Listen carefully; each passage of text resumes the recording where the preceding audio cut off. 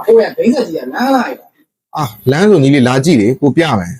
နောက်ဆုံးထွက်တဲ့ဆက်တွေကိုမှလိုချင်တယ်ဆိုလို့ရှိရင်တော့ကိုတို့ဝေယံမိုဘိုင်းရှော့မှာရှိထားတယ်အခုဘာလဲဆိုတော့အခုစောပြနေတဲ့ဆက်က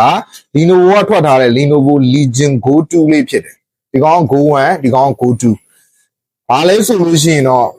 OLED display ကိုနောက်ဆုံးထွက် CPU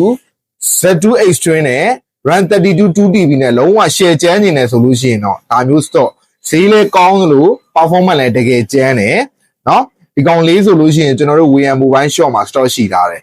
အဲ့ဒါလေးကိုကြိုက်တယ်ဆိုလို့ရှိရင်မိတ်ဆွေတို့ဂိမ်းဆက်နဲ့ပတ်သက်ရင်ရောင်းချင်တာဝယ်ချင်တာလဲချင်တာမှန်သမျှအကုန်လုံးကျွန်တော်တို့ WeM Mobile Shop မှာ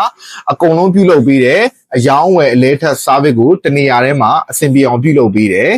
ဒီဂိမ်းဆက်တွေနဲ့ပတ်သက်လို့ပေါ့နော်မိတ်ဆွေနားမလဲလို့ပဲဖြစ်ဖြစ်ရောင်းချင်လို့ပဲဖြစ်ဖြစ်ဝယ်ချင်လို့ပဲဖြစ်ဖြစ်အားလုံးကိုကျွန်တော်တို့ကြောင်မြောင်းစီးမှာရှိတဲ့ WeM Mobile Shop မှာ